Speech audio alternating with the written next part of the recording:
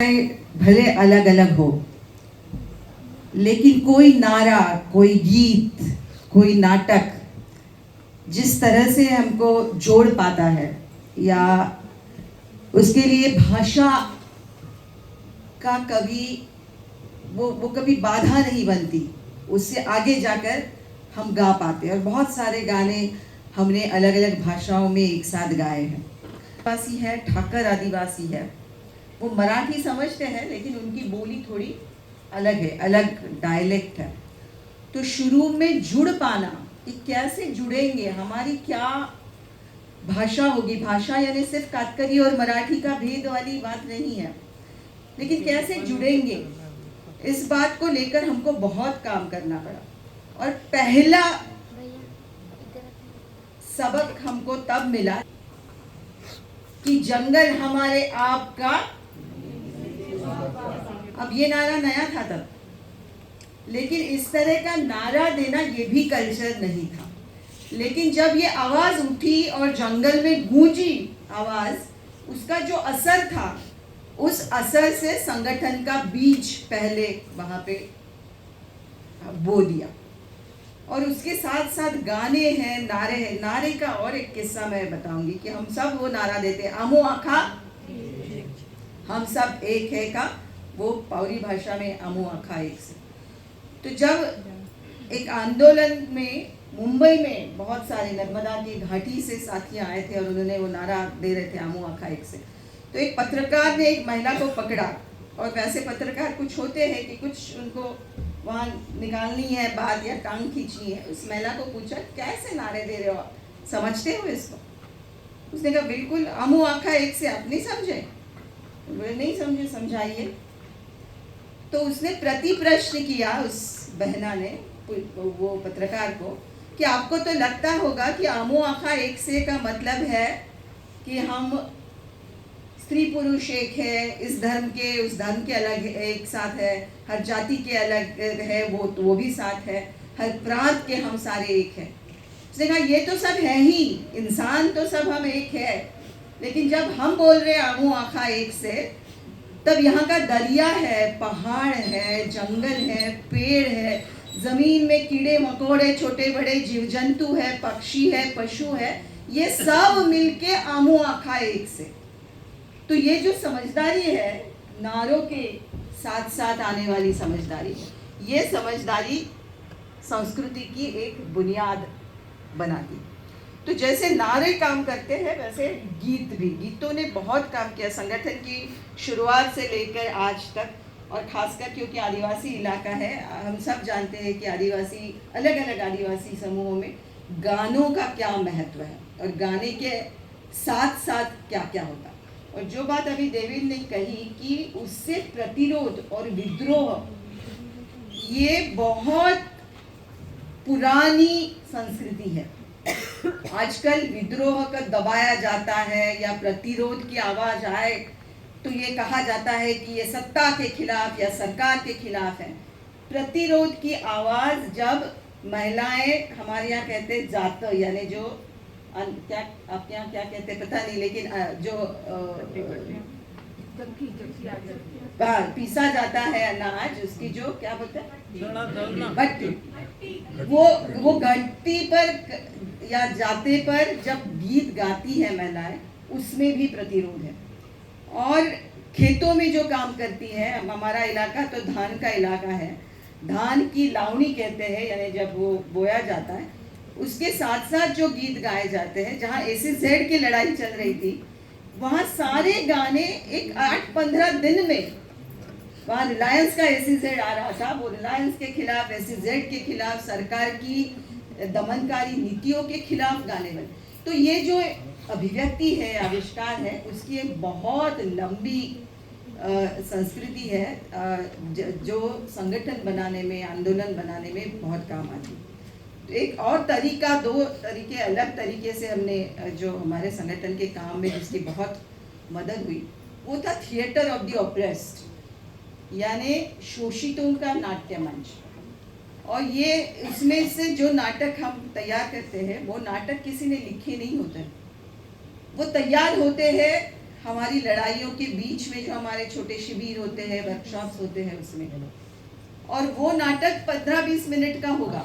वो किसी मुद्दे पर होता है, अपने हालात पे होता है, शोषण पर होता है। SZ पर हमारा बहुत अच्छा नाटक था, राशन की लड़ाई जो है उसके लिए नाटक था। लेकिन इस नाटक में अलग बात ये है कि वो नाटक एक पॉइंट पे आके खत्म होता है। जहां वो खत्म होता है वहां से वो प्रेक्षकों का नाटक बनता है, यानी जो सुन रहे हैं, वो जो देख रहे हैं, उनको पूछा जाता है कि ये राशन दुकानदार इस तरह से आपको लूट रहा है, क्या ऐसे ही चलता रहेगा या इससे निकलने का कोई रास्ता है? और जब ये सवाल पूछा जाता है, कोई वहाँ से जवाब दे तो उनको कहा जाता है आप जवाब वहाँ से नहीं देंगे, आप नाटक में आएंगे। और वो नाटक का हिस्सा बन जाते हैं, और जो जवाब उनके मन में है वो जवाब वो फिर से नाटक शुरू हो जाता है, और वो जवाब एक कलाकार के रूप में वो वहाँ पे पेश करता है। और नाटक भले 15-20 मिनट का हो, ये जो अंदर आना प्रेक्षकों का और उसमें स्पेक्टेटर का एक्टर होना, ये प्रक्रिया घंटों चलती है। और ये एक जनतांत्रिक, हम कहते हैं कि ये एक प्रयोगशाला है जिसमें वो डेमोक्रेटिक या जनतंत्र की प्रयोगशाला है कि जहाँ पर हमको लूटा जाता है, हमारा शोषण होता है, उसके खिलाफ हम कैसे आवाज़ उठाएंगे, उसका वो एक लैबोरेटरी, एक प्रयोगशाला बन जाती है। तो थिएटर का उपयोग भी बहुत हुआ है, नारों का हुआ है। और एक जो हमारे यहाँ पे चलता है गांव शिविर, शिविर यानी एक तरह का ट्रेनिंग, या जहाँ पर हम साथ में आते हैं, कानून की जानकारी लेते हैं कि वन अधिकार क्या है, राइट टू फूड क्या है। उसी तरह से गांव में बनता है। तो एक पहला जब हमारा शिविर था 20-25 लोगों का, हमने देखा लोग आते ही गए उस शिविर में, 100-200 लोग। अब 200 लोगों के साथ बात शिविर की तरह कैसे होगी, प्रशिक्षण कैसे होगा?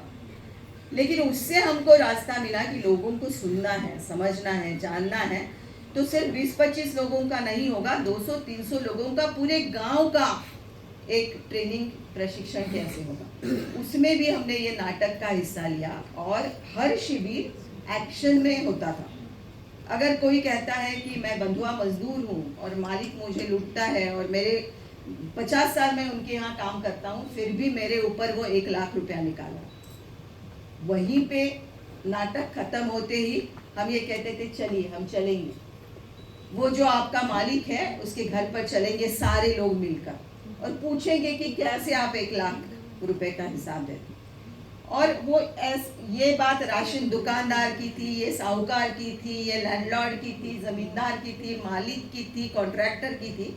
लेकिन हर शिविर एक्शन में, नाटक उसमें है, एक्शन उसमें, और सीधा जाके भिड़ना भी है। तो ये अलग अलग तरीकों से जो एक प्रतिरोध हुआ, डेमोक्रेसी, जनतंत्र मजबूत करने की जो बात है, ये इसमें से बहुत हो रही है। और एक मैं आखिरी बात कहूँगी और रुकूंगी कि एक नारा हमारा है कि सरकार हमारा मालिक नहीं, सरकार हमारा सेवक है, पुलिस हमारी मालिक नहीं। अब पुलिस साथी भाई हमारे यहाँ बैठे हैं, वो तो हम ही जैसे किसान मजदूर परिवार से आए होंगे, हमारी एक पुलिस बहना भी यहाँ बैठी है। पुलिस का डर आदिवासियों के बीच में बहुत ज्यादा है। तो ये भी नारा बना कि पुलिस हमारी मालिक नहीं है, सेवक है। ये तो कॉन्स्टिट्यूशन, संविधान की सबक है, हम ये नारा देंगे। तो डरते डरते लोगों ने पूछा क्या ऐसा नारा दे सकते हैं? कहा बिल्कुल दे सकते। कहाँ देंगे? जंगल में जाके देंगे। तो जंगल में तो सिर्फ पेड़ है, पौधे हैं, जंगल में तो हम बहुत फ्री महसूस करते हैं। जंगल में जाके नारे देना शुरू हो गया।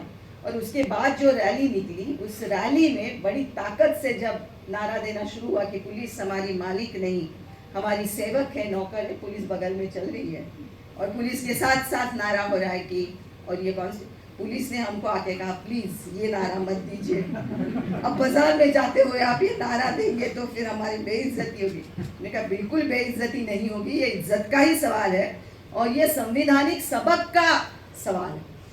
यहाँ पे संविधान ही समर्पित है आम जनता को और हम हैं मालिक, हम आम जनता, हम आम नागरिक इस देश के मालिक हैं। तो ये इस तरह के सबक, प्रतिरोध, विद्रोह, संदेश, ये सब इतने सारी जो सांस्कृतिक हमारी नारे हैं, गाने हैं, गीत है, नाटक है। महाराष्ट्र में तो बहुत कुछ चलता है, तमाशा है, भारूड है, पोवाड़ा है, कीर्तन है, दशावतार है। हर झाड़ी पट्टी का विदर्भ से साथी यहाँ पे आए हैं, झाड़ी पट्टी नाटक वहाँ पे चलता है। तो समाज में और हर राज्य में, हर प्रांत में ऐसे बहुत सारे अभिव्यक्ति के साधन हैं जो समाज के हालात बताते हैं, सवाल पूछते हैं सत्ता को, सरकार को। और ये पूरी सांस्कृतिक अभिव्यक्ति है जिसको कायम रखना होगा। उसकी बहुत बड़ी लंबी विरासत है, जिस विरासत को हमको भी आगे बढ़ाना है।